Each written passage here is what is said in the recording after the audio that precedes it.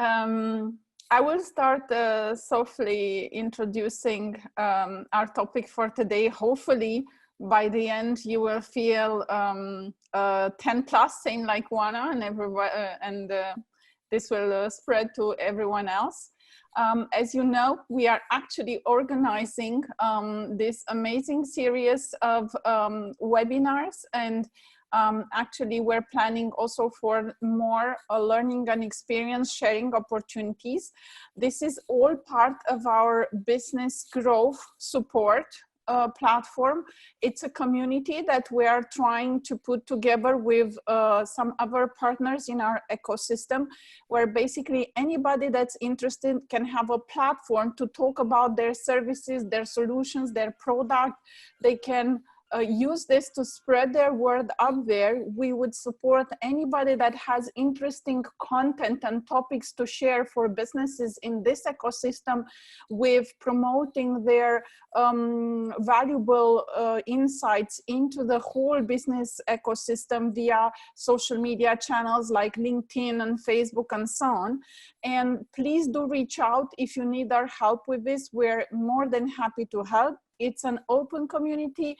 Anybody in the business leadership can join, and we are happy to say we have quite a good traction, just because this is all done pro bono, and it's all done mostly due to our wonderful partners and the ecosystem. One of these partners is actually Craig Sandman from cybersecurity. He is the president and founder of the company, and cybersecurity is actually a security awareness software as a service business with a mission to end phishing.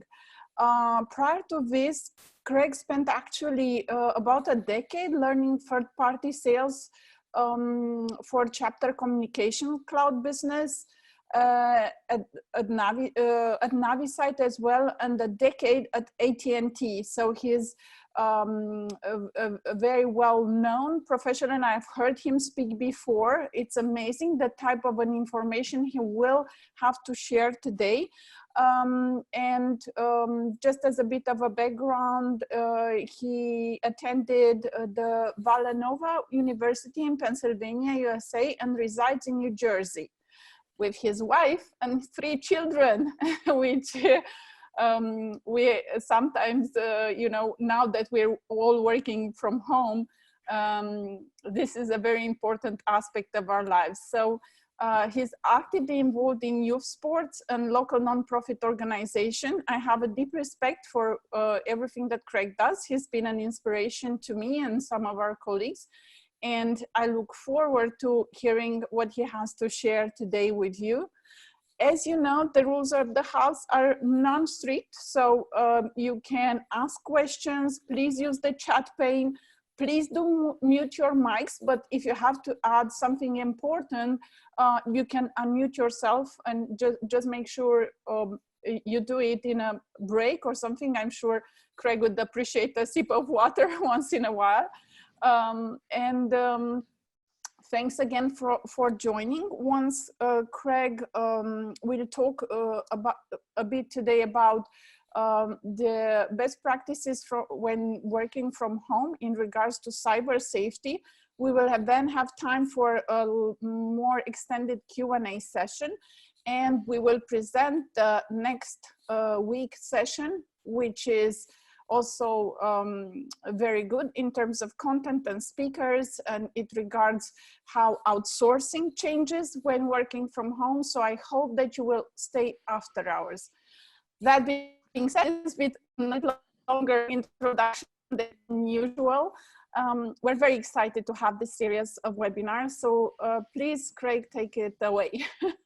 Will do. Loredana, thank you for that amazing introduction. I don't know if I can live up to all of that, but I very much appreciate it, and thanks for the partnership. Yeah, with any luck, one of my, or any of my 3 kids will not be coming through that door in the next hour, so we'll see how that goes. But no, I'm excited to be here. And Loredana, you and I have worked together for quite a while. So I'm going to share my screen here. We'll get started. So as Loredana mentioned, I am president of a company called cybersecurity. I'll just briefly explain who we are, and I think that'll give some context for today. So we're a cybersecurity awareness company. We have built a platform that enables third parties and customers directly to consume security awareness training services. It's meant to be simplified, and it's meant to bring a level of awareness to really what I would consider the bottom 80% of our users, so that they can get a certain comfortability with basic cybersecurity hygiene practices. This is not highly technical. We don't feel the industry right now and the population needs highly technical. We feel that the industry needs basics. And I'll talk a little bit about that during the presentation. But today's talk is really just about best practices for working from home, with a heavy influence and heavy emphasis on phishing and phishing recognition. So that's the background. That's where we're coming from in this today. I hope you get something out of it, and please feel free to ask questions along the way. So I'm going to go into presentation mode here so this screen gets a little bigger. How does that look? Good? Yes? Yeah, it looks perfect. Okay, good. All right. So we'll take any questions if you have them up front. And Monica and Loredana, maybe you can give me a sense of whether there's some questions in the queue. If not, I'll just keep rolling through this. Will do. Okay. Yeah. Okay. Sure. So as I mentioned at the top, our content's not highly technical. So if you are highly technical and you manage employees, you manage staff, you know, I think about these lessons in terms of those people, not necessarily yourselves. Most of the highly technical audience knows exactly what to do, and they know how to take the basics to secure themselves. There's a gap though between that knowledge and then communication of those basics to a non-technical or a lesser technical audience. And I think that's really the important thing that we focus on.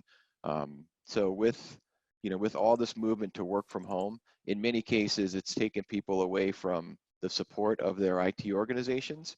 Maybe they used to walk down the hallway into the cube where their support person sat, and they could get some things addressed. They sat in a corporate network that was relatively secure. Now they're at home. And so in addition to many distractions that occur with being at home, there's also some significant safety risks, but some easy best practices that can be put into place. So we're not here to eliminate all the risk. We are here to try to reduce it as much as we possibly can.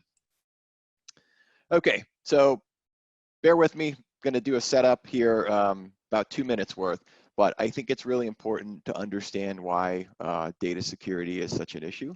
And it's not difficult when you think about where we've come from. So everything is digital today. So picture 20 years ago when this wasn't quite the case, or even 30 years ago, this wasn't quite the case, right? You walked into a dentist's office, a doctor's office, anyone that had information on their customers, they were many times in file cabinets, they were in hard paper. So stealing information, you had to break into somebody's office, break into their files, and then walk out or make copies of information, right? That was information theft, back in the last generation, right? Now, information's retained, it says for years, potentially forever, and therefore, it's also accessible everywhere because it's digital, right? There's really no limitations, to where digital information can reside. Physical information, it's in the place, where the ink and the paper is. That's where it is. It's not anywhere else. Digital information can theoretically be everywhere. We have competing priorities in businesses now. We have this amazing need for customer satisfaction. We have this amazing need for speed. We have this incredible need for scale, right? So you put the three of those things together, customer satisfaction, speed, and scale.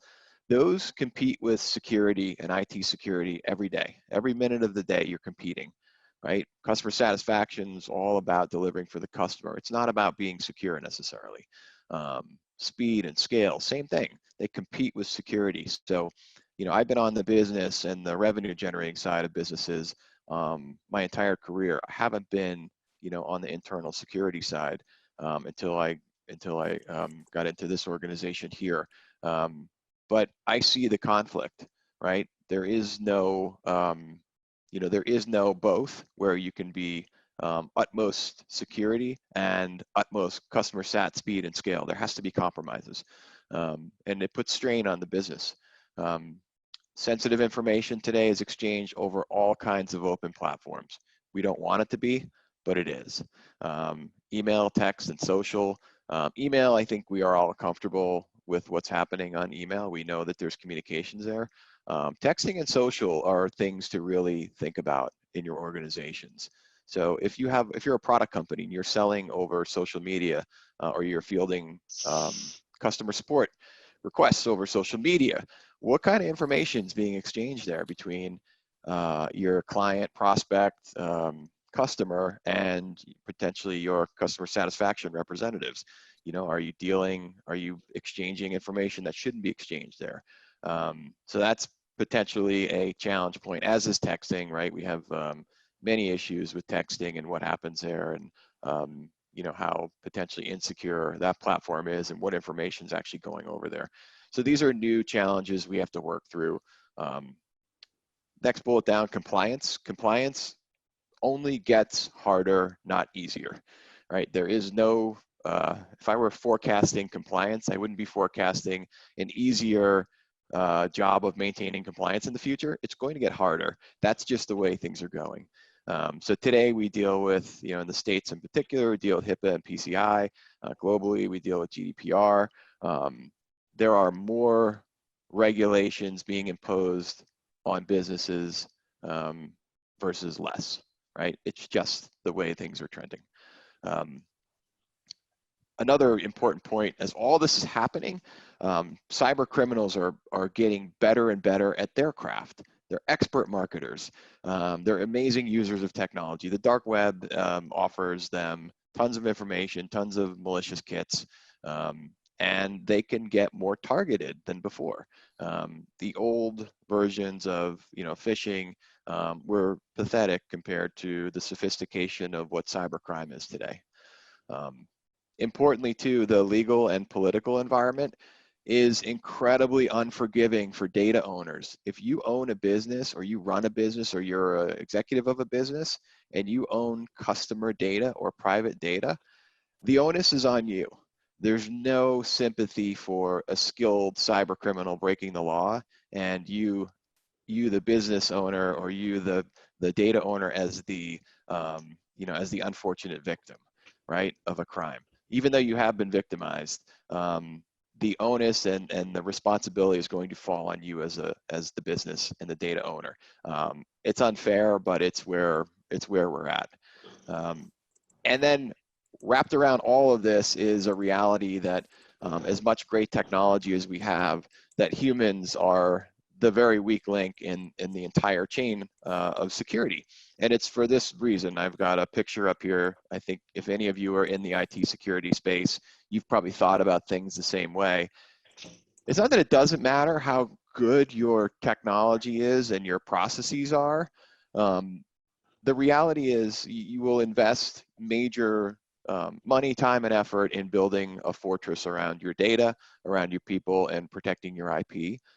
In many cases, and we try to mitigate this risk, but in many cases, it just takes a single event, a single person, because of the access we give most employees, to let a cyber criminal, you know, into your business, into your fortress in this case, by opening the door. And opening the door might be engaging with an email, it might be sharing information over social media, anything of that sort. So we have a ton of products in the market that help protect and prevent cyber criminals or access into our environments, right? But in many cases, because of the need for speed, customer sat, and scale, we've given employees access to systems that allow them, you know, to potentially engage freely with cyber criminals. And so we end up with this conundrum where we might be a click away from an issue. So I'm going to pause there and see if there's any questions. If not, we'll keep working through the content. Okay. Not at this moment. I think okay. you can continue. Great. All right. So at the very basic level, what is phishing? Okay. I'm not even going to read this word for word. Phishing is the act of luring a victim into taking an action. All right. So that's really it. And the other understood is that the victim doesn't really know that they're being duped at this point. So that's phishing. You know, we sometimes take it to a highly technical definition, but that's it, right? You're luring a victim into taking an action. And there's a key there. If the victim doesn't take an action, then no crime can be committed with all of these cybersecurity related phishes and scams. The victim has to take an action, and we'll talk about that in a little bit. What do cyber criminals want from you?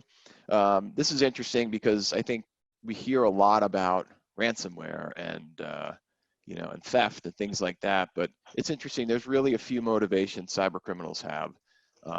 The first is sort of almost like a step to take the next step to make a cybercrime, where cyber criminals will attempt to get your credentials. And the credentials may necessarily not be the end game for them. They may use the credentials to slip further into the organization and see what they may want to steal, or they may sell those credentials. But credentials are a big part of what cyber criminals are phishing for, even if it's just the first pass. More directly, cyber criminals are trying to get financial reward, money. They can do that on the spot through wire fraud and scams.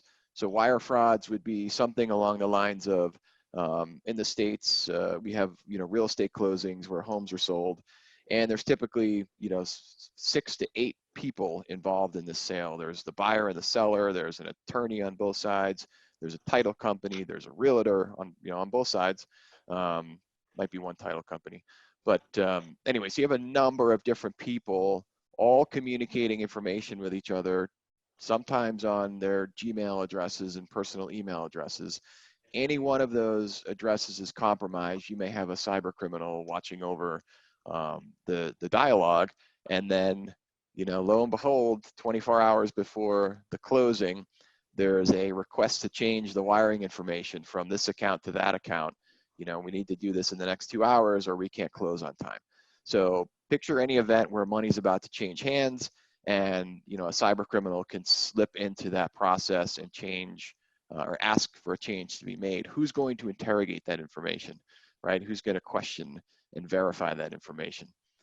Scams are come across in all types. So they might be phony invoices, they might be phony donation sites. So money is fairly easy, pretty straightforward way to try to get money. It's a one-time event. Then we have ransomware and crypto locker, which is basically, I'm going to shut your business down unless you pay me X in Bitcoin. And I'll do that through, you know, blocking your files or potentially releasing information that's sensitive. So I'm going to do one of those two things unless you pay me X by X date. So there's been a lot of ransomware in 2020. You saw issues with municipalities in the United States in particular. Once some of those municipalities started paying ransomware, then cyber criminals locked into every single municipality across the entire United States because they set a precedent that they'd pay. So once they set a precedent that they'd pay, cyber criminals went to where the money is. They're smart. So that's a reality as well in terms of what cyber criminals want from you financially. Sometimes they want intellectual property. Universities, hospitals have these great researched entities and tons of incredibly valuable data, you know, and accessing that data while not immediately financially rewarded might be down the road something very important to a motivated cyber criminal. And of course, we have political motivations as well. This really became popular and newsworthy in 2016 with the Democratic National Convention hack.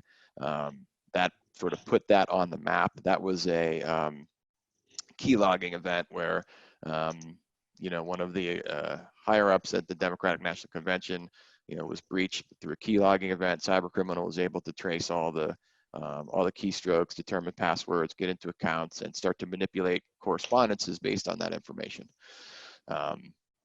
So why do cybercriminals phish? They phish because it's simply the easiest way for them to get into sensitive data or to steal money. If there were an easier way, they would do the easier thing.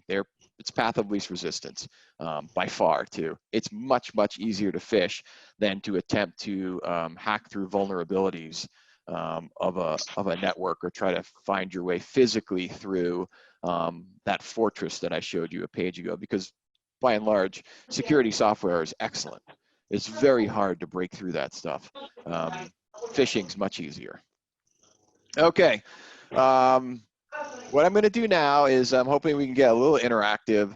I'm going to put up a couple of samples and let's see if we can get some audience participation on what's fake and what's real. If you're not talking, please mute your phones. Thank you. Here we go. All right, so I have a couple of emails up here and I'm going to make them a little bit bigger. All right, can you guys see this okay? Or is this too small? No, that's fine. Okay, hopefully you all have, you know, 32-inch monitors and larger, right? So sometimes it's not the case at home. So if you're on a 13-inch laptop, I apologize. This is probably going to be small. But so I have two emails up here from HubSpot, right? One, HubSpot, a very well-known CRM. This could be any two companies or any two emails in the world. I've just chosen HubSpot because you know, we were using their services. They're a great marketing company, and they send correspondences to me and to our company. So we have one here that's a fake email and one that's a real email. And don't be concerned by the date. This is just an example I've been using for quite a while. So I don't want you to pay attention to that. So picture the date is, you know, October 10th, 2019. What I will do for the audience, you can chat, Loredana, maybe you can keep tabs on the chat, but if there's anywhere you'd like me to click, hover, or anything like that, or if anybody wants to take a stab at which one's fake and which one's real, or maybe they're both fake or maybe they're both real, please chat in the chat and we'll see if we can get some answers. But I'm going to walk through in a moment some ways that we can tell which emails are fake and which emails are real. Great. So I'm already at a couple of webinars, so I kind of have the the tabs on the fake one based on what you disclosed before. So I let the audience get over. So which one is it, guys? Is it the one where password has been updated or the other one? Can you click on the HubSpot name on the email on the left? Up at the sender name or yes, logo? The sender name. Okay. Okay.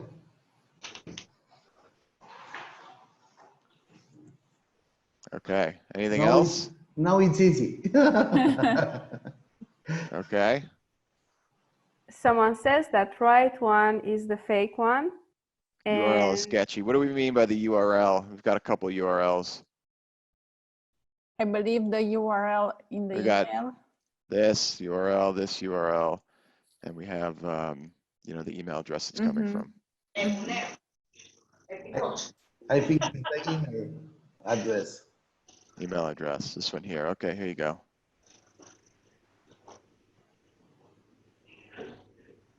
Okay, so I'm starting to see, all right, we're getting We're getting both, which is typically what happens. Mm-hmm. So in the chat pane, Craig, Alex says the left one because it doesn't tell you to log in, and the one on the right has a sketchy URL. Marvin says the recordconfirmations.com on top email just seems off. I wanted to add that I've seen actually from HubSpot a phishing attack on HubSpot a couple of years back. It's not recent, but it wasn't displaying like this, like it was no reply at HubSpot, but then if you would double click the email address, it would show actually a longer URL. I'm not sure if you've seen those. So that was really tricky. So yeah, this is good, and this is so I'm getting some say the one on the right is fake, some say the left one doesn't tell you to log in, the one on the right is a sketchy URL. So let's walk through this. So typical cyber criminal spoof is going to do a few things. First, it's going to be visually accurate, right? And this is where most people get fooled. You know, they start staring at these emails and they start staring at the logos, because we're all drawn to logos, and they look at HubSpot on the left, they look at HubSpot on the right, and they say, oh, you know what, the one on the left, it looks a little different. It looks like, that looks like it's a little bit different. Or they'll get into the language and the message. Now, I'm not saying you shouldn't read the message. You should read the message, and you should see if it's anything suspicious, but that alone is not your determinant as to whether something is fake or real. So both of these messages are purely legitimate HubSpot messages. Both of these are legit. So the content in here is legit on both sides. And the actions that HubSpot's asking for are legitimate on both sides. So as much as we want to decipher through reading it that there's something suspicious, the reality is a lot of times companies are sending us communications, and it's going to have to do with our passwords or deactivating accounts. That in itself isn't going to be the determinant. However, you know, the fact that there's urgency created should raise a flag for us. So I'll call that out, but the messages itself are not going to be the determination points. The other thing that we ask people to do is we ask them to hover over any link. We don't like people clicking on emails and links in emails, period, if you can avoid it. Much, much safer to open up a browser, type into your known login to the entity that's sending you an email, and then access your information that way. And the reason for that is this. So I've got two emails here. One is being sent through SendGrid. Everybody know who SendGrid is? SendGrid is a legitimate marketing email system. You know, many organizations will send emails through SendGrid. Why? SendGrid has reputation, and they have the ability to send mass emails without limitations. So many organizations will use SendGrid. It also allows organizations to track the responses and the clicks and things like that. So SendGrid, while not HubSpot, is not necessarily malicious. If I come over here to the left, I've got api.hubapi.com. Okay, that's not HubSpot.com. It's also not necessarily malicious either. In this case, I'll spill the beans. This email on the left is the authentic one. This is real. So they've actually chosen, HubSpot has chosen to give us a URL that's a redirect to HubSpot through this api.hubapi.com. It's, in this case, it's safe. Average person assessing a URL, I don't think would understand that, and therefore my hope would be their default would be to go log into their HubSpot account manually by opening a web browser. A few of you mentioned the sender name, and this is where most emails can be, spoofs anyways, can be identified. So on the left, this is coming from HubSpot.com. The fact that the sender in this case is named no reply is very common.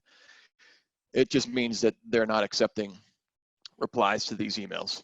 And that's fine. That's fine. But after the @ symbol here, HubSpot.com, that is their email address. That is their sender name. That's a legitimate sender name. If we come over here to the right, here is the common tactic that's used. And we'll get into this in a little bit, but this is not coming from HubSpot. In spite of the HubSpot branding being in the subdomain position, this email is coming from recordsconfirmations.com. And we'll talk a little bit about that cyber criminal trick, but essentially, they're leveraging a sleight of hand, so to speak, or leveraging domain name and subdomain manipulation in order to create a trusted name and fool people, and it fools a lot of people. So so that's the reality with those two HubSpot emails, and so I'll get into that a little bit more here as well. But I want to talk also, before we advance, I want to talk about coronavirus and the vulnerabilities that it exposes as well. So cyber criminals market based on events, okay? And it might be odd to hear it spoken like that, but the reality is cyber criminals, like retailers, like businesses, they market to events. So we have events that are happening right now. Coronavirus is a major event. In the fall and the winter, we had the holiday season. That was a major event. When we have World Cup, when we have tax returns, these are all major events. These are cyber criminal marketing opportunities. So what's happening in the cyber criminal landscape right now around coronavirus? Well, we have spoofs and we have cyber criminal attempts being made just the way you would expect to see them, around any other major event. And they're all doing the same thing. So what I shared with you previously on the HubSpot email, here's a couple examples that were just found through a simple Google search of spoofs that are happening. And they're particularly happening around two major organizations and then a whole bunch of additional emails that are coming out about cures for coronavirus or donations around COVID-19 support and supporting charities, et cetera, et cetera. Here's the one on the left was identified by Kaspersky. If you guys can see this, you can see this is an email that is coming from a name of CDC-info. Now, on April 2nd, an email from CDC-info is going to draw attention, right? That's something that people are interested in. CDC is one of the more popular organizations right now as a result of the coronavirus.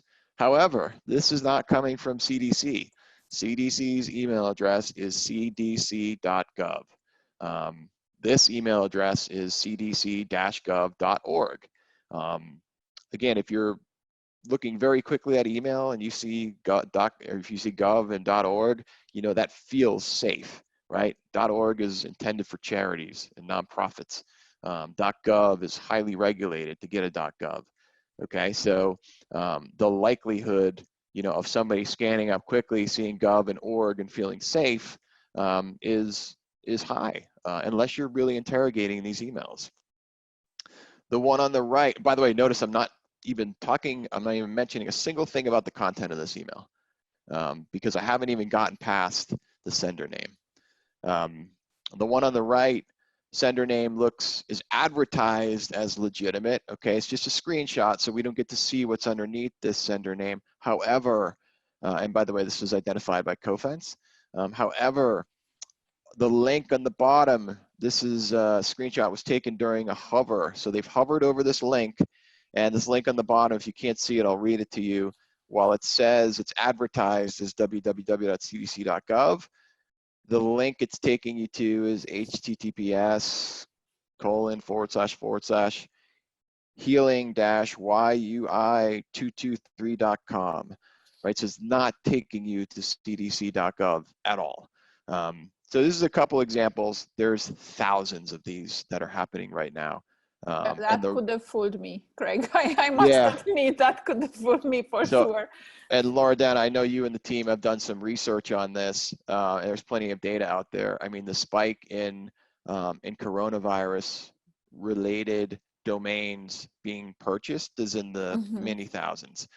So the ability to database and qualify these domains as malicious, you know, we're at kind of, you know, we're at 0 day with many of these where we just don't know that they're malicious or not. And so they're not going to be picked up by most of our preventative defenses. You know, maybe perhaps some might, you know, get categorized as suspicious and marked as suspicious. But the reality is many are getting through and they're getting into our inboxes. So how do you, you know, how do you defend against that? And how do you, you know, how do you protect yourself? What else is happening when you're working from home? Well, you get a lot of packages delivered, right? So as a company, we have plenty of spoofs that we do around home deliveries. You know, who delivers to your house? UPS, FedEx, Amazon, right? And in other parts of the world, there might be other players too. But everybody likes to communicate with you. Hey, you have a package coming. You know, oh, I do? Oh, can I sign here digitally so I don't have to be within 6 feet of you? Great, I'll click and sign. So again, another event that is now increasingly popular. With the popularity comes the cyber criminal audience. And, you know, now we have spoofs of real events happening.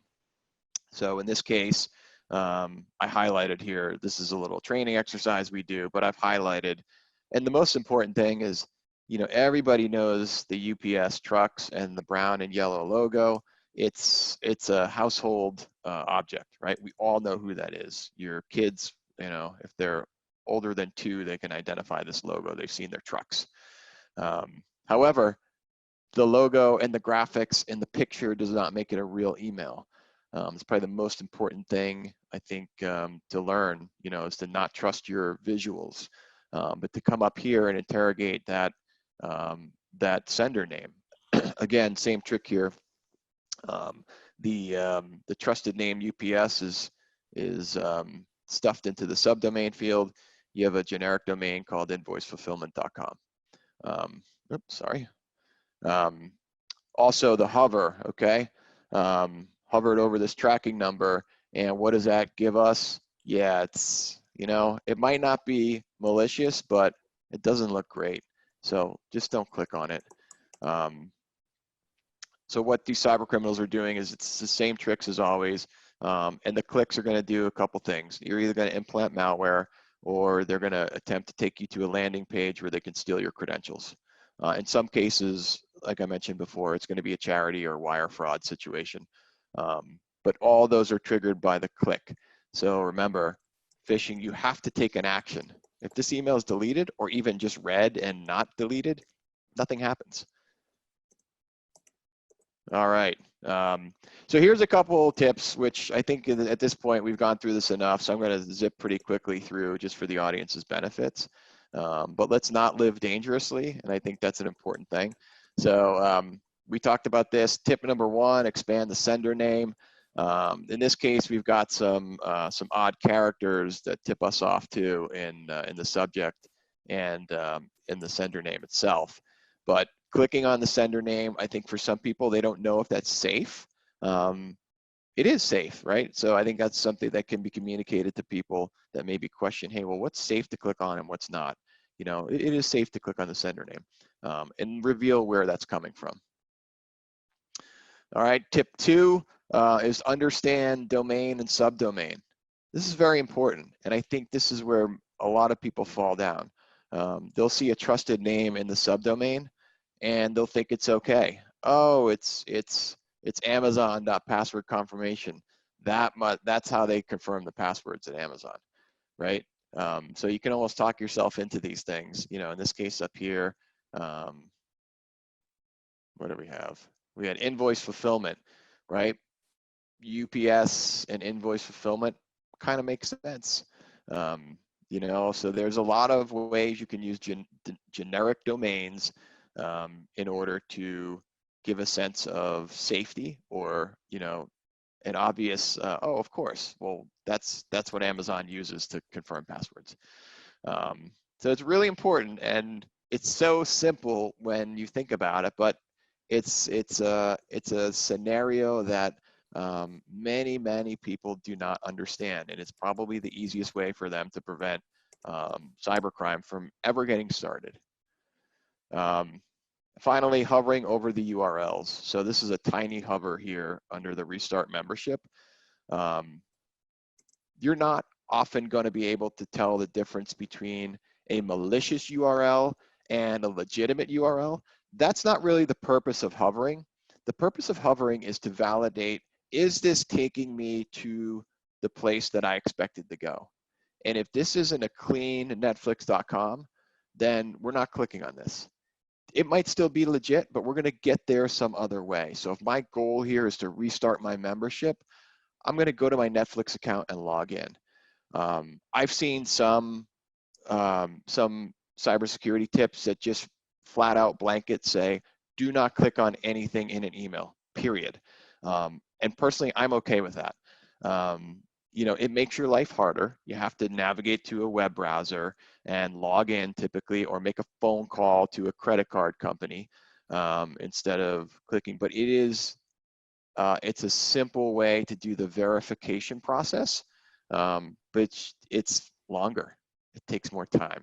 And so we're competing with people's time all day long. So will people take the extra step? You know, we really hope so. Here, this is expanded at this point so you can see it. So, you know, the difficult thing is a lot of times the advice given to individuals is, you know, around cybersecurity and best practices, be careful. You know, that's the advice. And I think a lot of people say, I'm of course I'm careful, but what does that mean? You know, and I think we lack the basic communication of, here are 3 things you need to do. Not just be careful. Be careful is not really helpful. I actually wrote a post on that the other day. Specific directions are helpful as long as they're understandable. So anyways, our takeaways: validate the name and sender name. We showed you that. Look for manipulation of the subdomain. We showed you that. Identify the actual domain. So important. Hover over the links. Right? Hover over every single link before you might click on it. Maybe don't click on it unless you can validate where that domain is taking you. And finally, the last thing, not the first thing, the last thing is assess the situation for anything weird. Why is it the last thing? Okay, let's say I get an email from a legitimate looking sender name, and the URL looks fine to me, or the action seems like something I would do. If I'm assessing the situation for anything weird, though, it is possible that that people's emails can be compromised, meaning, you know, the trusted source that you know is not the one sending the email. Somebody's broken into their email, or there's been an account takeover that's taken place. That's where your assessment of the situation is important.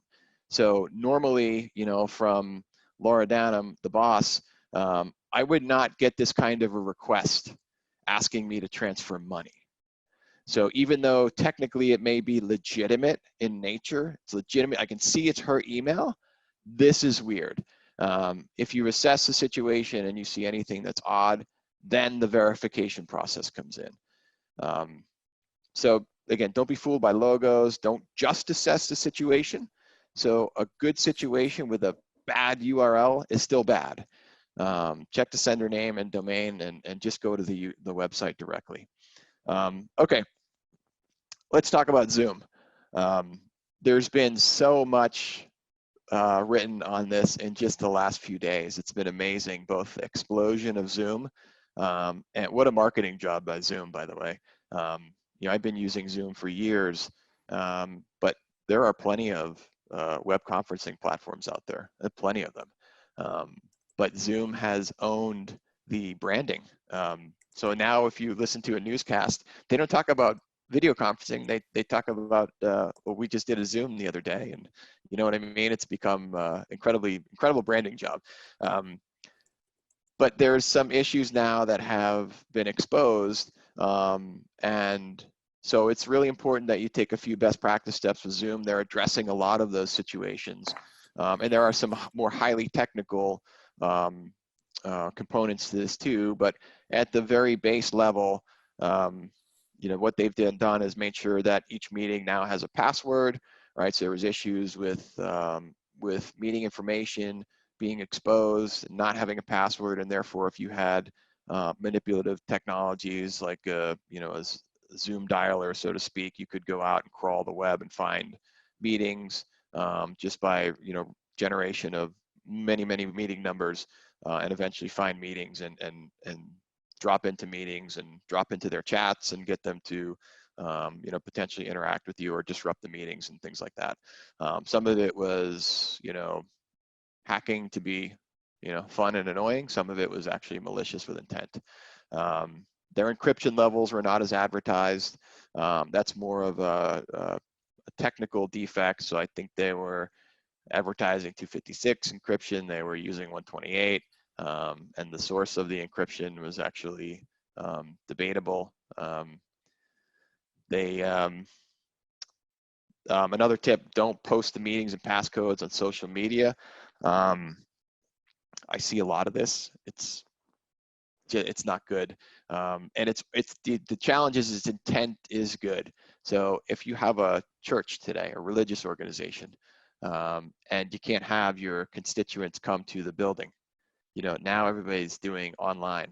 But if you're broadcasting, you know, to the world your online service, a religious service, you know, or ceremony, and you give the passcode, you know, to the event online, you know, I know we want to be open to the world, but we have to be more careful about the platforms we use and what they're actually meant for. So, you know, posting links with passcodes online and any kind of social platforms is not a good idea.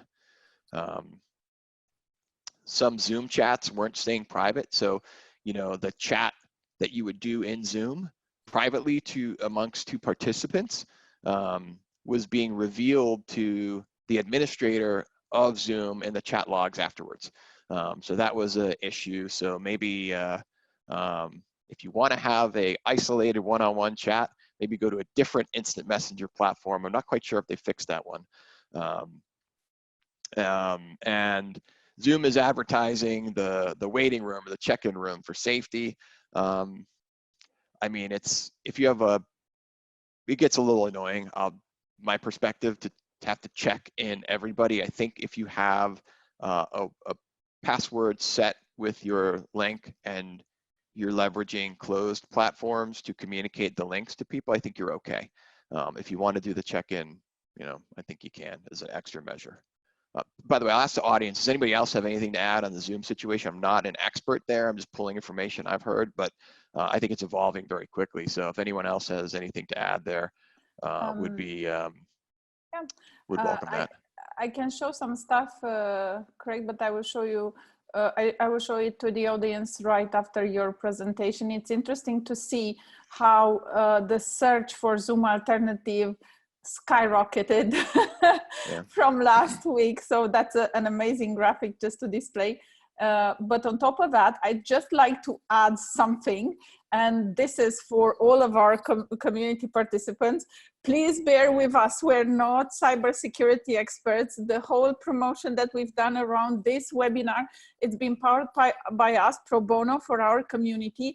We've done some mistakes, I believe, like, for example, we wanted everybody to join the Zoom conference for today. So I have to admit that some of it is on my plate. But I believe that now, once I am better informed about the glitches in security, I'll make sure I won't share information like this in open networks like LinkedIn or things like that. So thanks, Craig. This is really like, it's a really good lesson for me. Thank Great. you. Thank you. Well, thank you. Let me get through this one slide real quickly, and then I think we'll go to questions. Okay. So I have a list here, and Loredana, we can get this out to everybody. But I think there's some easy work from home. And Melvin, I saw, how are you, Melvin, by the way? I saw your question on there, current conditions and seeing how BYOD and work from home, you know, has descended upon us so quickly. How can we educate enterprise customers? I think the swap out of technology is harder to do and maybe necessary.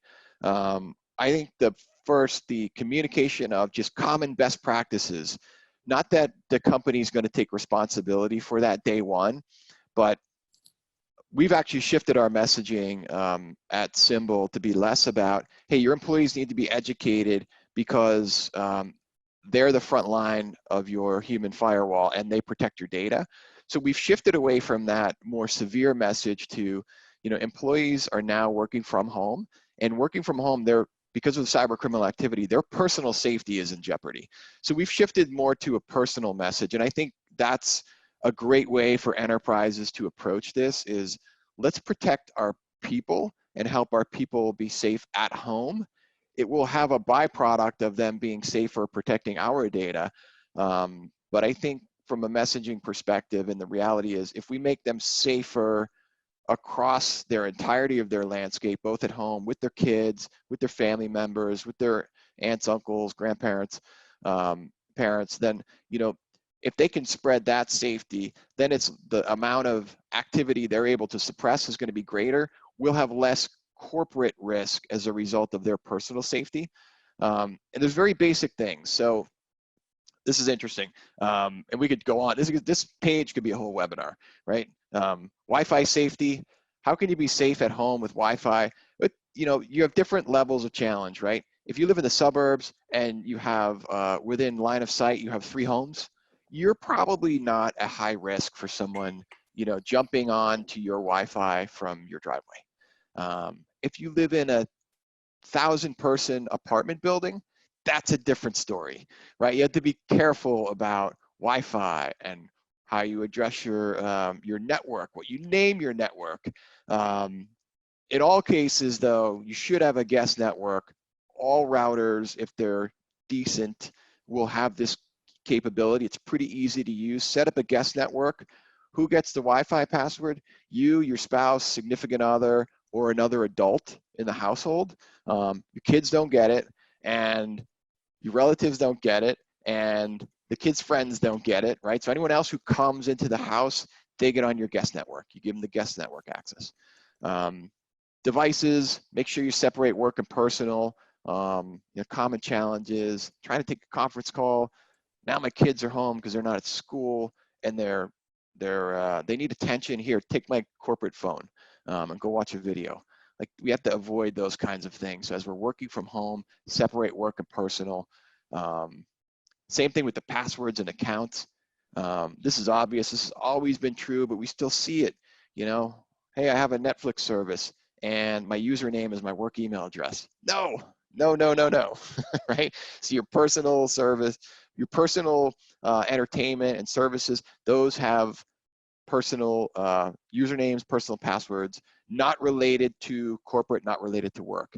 And as an addition to that, please use a password manager. It is way too hard to remember all of your passwords if they're different, and they have to be different. Don't use the same password.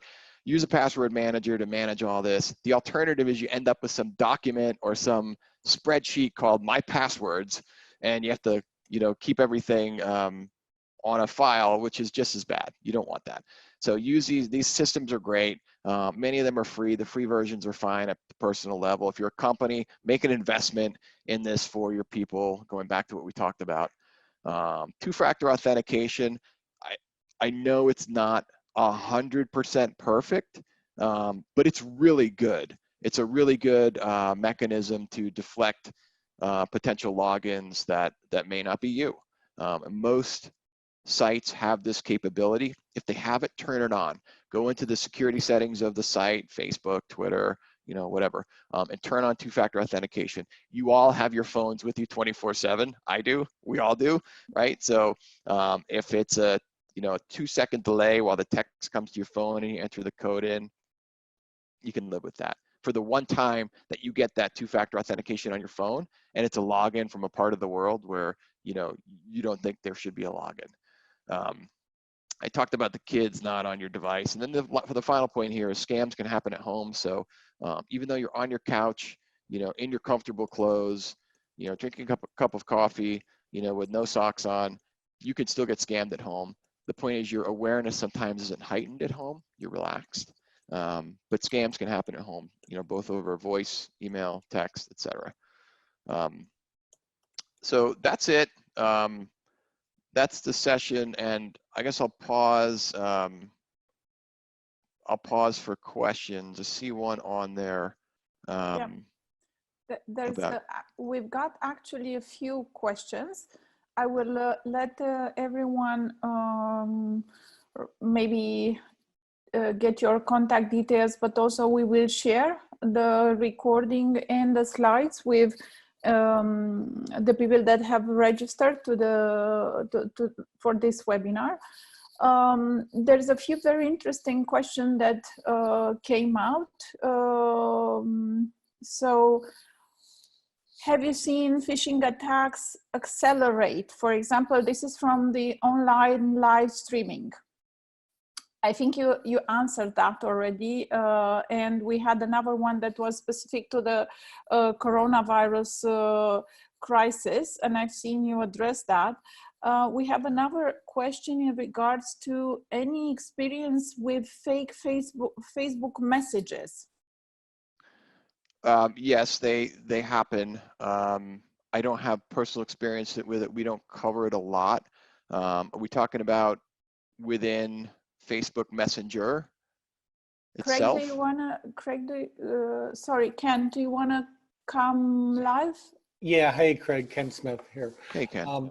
Yeah, we received a message that was one of these videos about the best way to clean your house or whatever.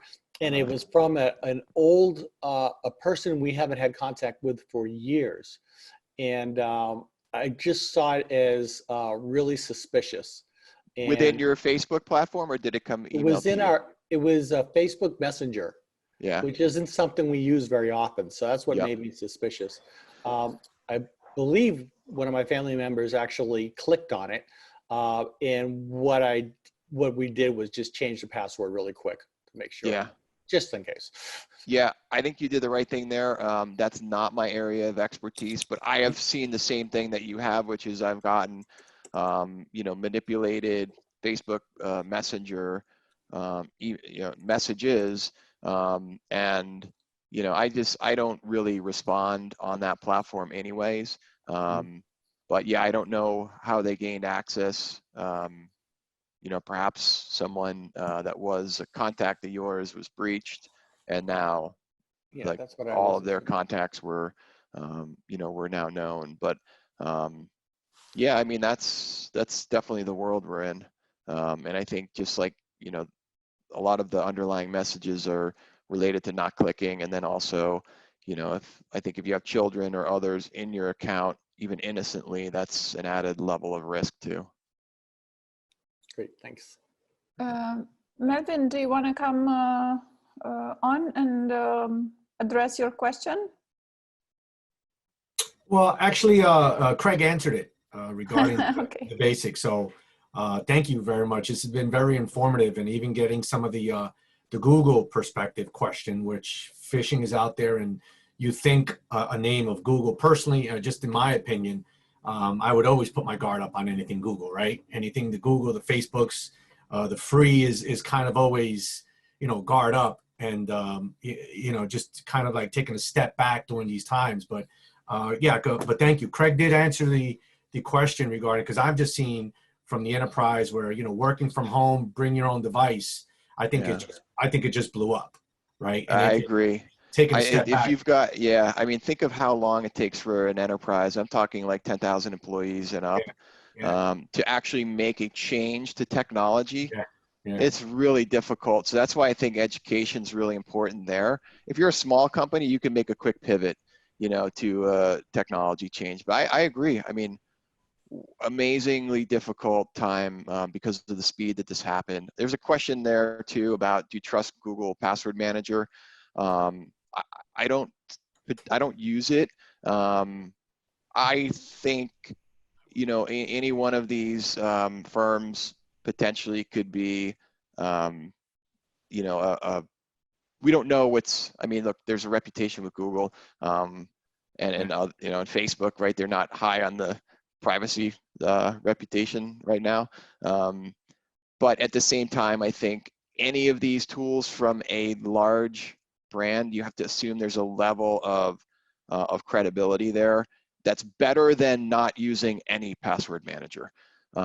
So that's, I guess, what I would say. I don't know that if you pay a couple dollars a month for, for LastPass, if it gives you a major advantage over, some of the freebie stuff. So I'm just not, that's not my sweet spot, but I would welcome any opinions there. But I think if you can migrate from using the same password over and over again so you can remember it, or migrate from, if you can migrate from, having a document that has all your passwords, then Google, I think, is a huge win over that. Whether you want to debate Google versus LastPass versus Dashlane, that's not a debate I'm going to be an expert on, but others may be.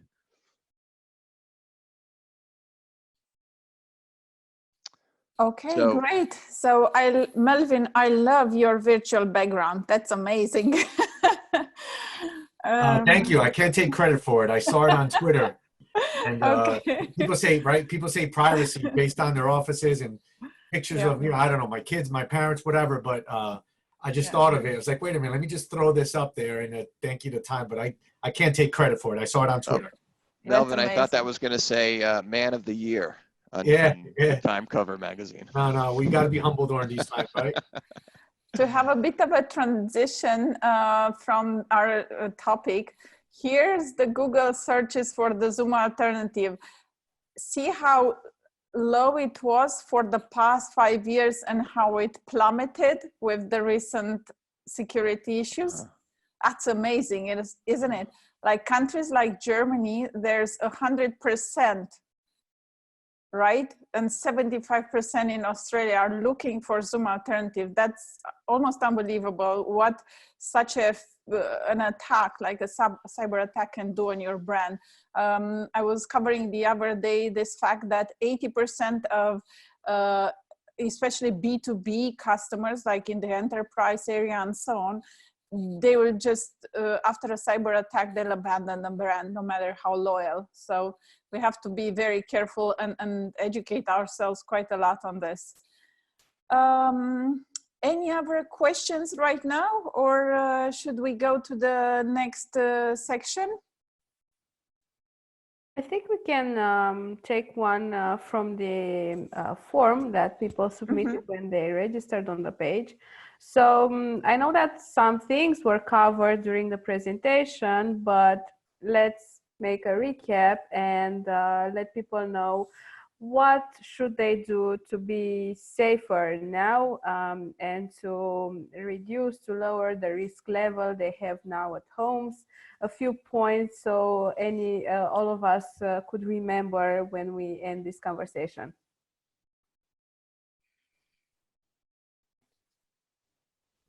Yeah, so I mean, I covered that on the one slide. I'll repeat some of those takeaways though, because I do think they're important and pretty easy.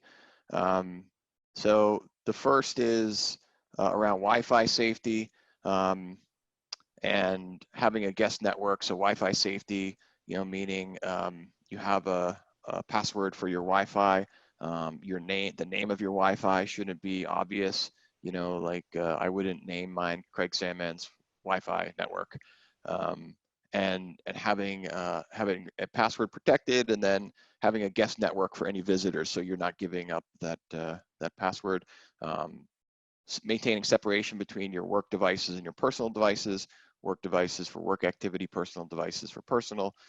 Same thing with passwords and accounts, not having common passwords, especially across work and personal, not using your work email as a user, as a login for any personal sites. Use a password manager.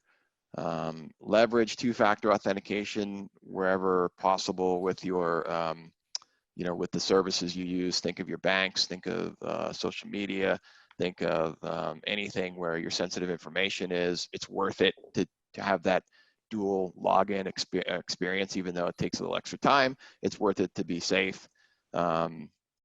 Kids not on your device at home, and just being alert at home, even though you're at home and you're comfortable, being alert of potential scams. Excellent. Thank you very much. We also have someone that raised their hand. Yes, Catherine, do you want to take over? Yeah, I will take one more point. It's very important to be careful on what application are you installing on your devices. It was a serial of attacks last week, especially on Android application in Google Play, that are claiming to give you information about COVID and stuff like this. And actually, when you are installing on your phone or on your device, what it's doing, it's a ransomware that is crawling your SMS data for two-factor authentication on your bank account.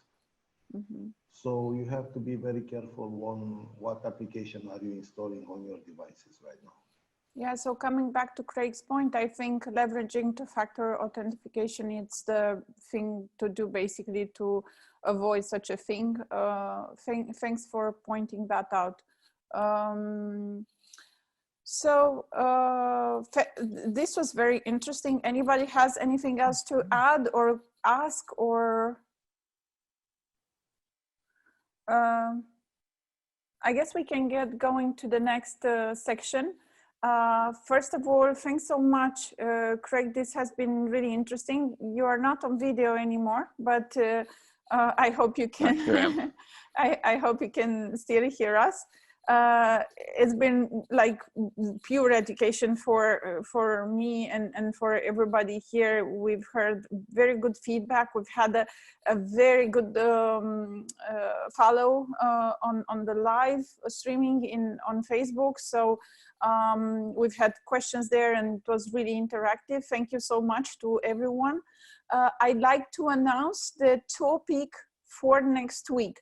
But before that, please connect with us on all of the social media. We will share the contact details for Craig and cybersecurity if you want to follow them, if you want to ask more questions, or maybe you would like to use their training to stay secure and to prevent some of this risk, especially with your businesses and employees working from home. So as you know, this is the fourth in our webinar series. We are happy to say that more and more of the businesses in our ecosystem are reaching out to contribute with amazing value to the rest of the community. Next week, Greg and Ken from APEAK Solution, an NNC partner, are going to tackle the subject of how outsourcing will change now that we all work from home. I'd like to maybe ask them to share a few thoughts about the next week session. Sure. Thank you, Loredana. Well done, Craig. Really great material that we can all use and share with our families and coworkers. It's, you know, I don't think that lesson ever gets old. So just a quick hello to everybody today who is on the call and who will be listening to the recording. I'm Greg Corson, managing partner of Apeak Solutions located near Boston. And my career has been focused on helping clients locate the resources they need to grow their businesses. As you can tell from my gray hair, I've been through the good and challenging economic scenarios over quite a few years. Yet COVID delivers a new one that we can all learn and figure out together. So next week, we welcome you to join to discuss the reasons, benefits, inherent challenges of outsourcing services and talent. There are really no wrong answers, and we look forward to learning with you. So please bring your experiences, and we'll all be fun and welcome to learn how we've gotten through this together, because it always is different, and there's never a perfect scenario. So we'll all learn together. Thank you, Loredana and NNC. Stay safe, healthy, happy Easter and Passover. And we look forward to chatting with you next week. Thank you, Greg. Ken, do you want to add anything? No, I'm not sure Ken. Yes, hi, sorry, I was Hi. muted. Yeah, so looking forward to our discussion next week. And if folks have experiences or questions, to please, submit them ahead of time so we make sure we're targeting. We're looking for have more of a discussion in a roundtable. And since we're all involved with working remotely, maybe we can all help each other. Great, thanks. Okay, thank you so much, Ken. And we all look forward to the session next week. Please remember to join the community. This is the Business Growth in Crisis support group, both on Facebook and LinkedIn. Everybody in this community can share valuable content, offerings, proposals, partnerships, questions that we may be able to help and answer with. We are seeing more and more activity in these communities, and we're happy to say that this effort is supported by all of the partners involved. Already we have a lineup of 5 webinar topics ahead of time. So if you are interested, for example, in being the host and communicating in this platform, please contact us soon. The lineup is getting longer and longer. And we will share with you all the content as usual. We are here to help with anything that you need. And thanks again to the amazing host of today's webinar. Craig, it's been amazing. Thank you. And thank you to all. I'm really grateful that we have this opportunity to learn and to interact, and hope I see you next week. Thank you.